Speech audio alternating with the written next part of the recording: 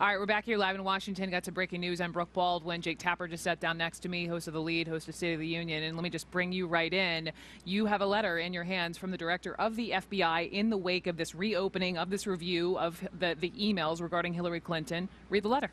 It's shocking news. It's from the director of the FBI to all the same Republican chairmen of the committees on the House and the Senate about the information that they've been looking at in Anthony Weiner's computer. Right. Okay, the headline is, we're sticking with our original assessment from July, the FBI director says. Not criminal. Which is that no criminal acts took place, although obviously he also said the way that Hillary Clinton and her staff handled the information was extremely careless.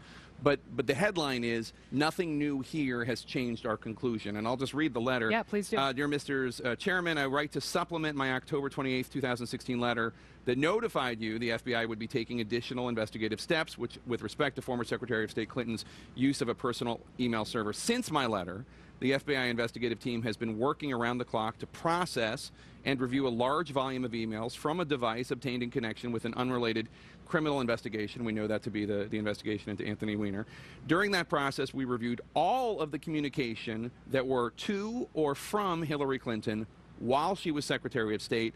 Based on our review, we have not changed our conclusions that we expressed in July with respect to Secretary Clinton, that none of the acts were criminal. I am very grateful to the professionals at the FBI for doing an extraordinary amount of high-quality work in a short period of time. Sincerely yours, James Comey.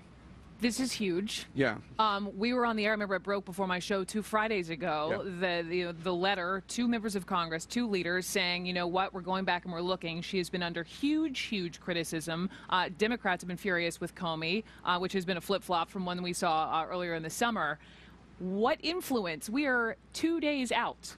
How will this impact what happens Tuesday? It's really hard to say. I mean, first of all, 2 Fridays ago, the October 28th letter that James Comey is writing about, the race was already tightening, but it's hard to conclude anything other than the fact that it really hurt Secretary Clinton, yeah, that the cloud really hurt her. And I think a lot of Democrats believe that what it did is Republicans who were leaning towards Hillary Clinton, it drove them back into Donald Trump's camp, especially at a time when he has been, quote unquote, more disciplined with his message, sticking to the teleprompter, his phone having been wrenched away by Kellyanne Conway, so he's not doing these tweets in the middle of the night.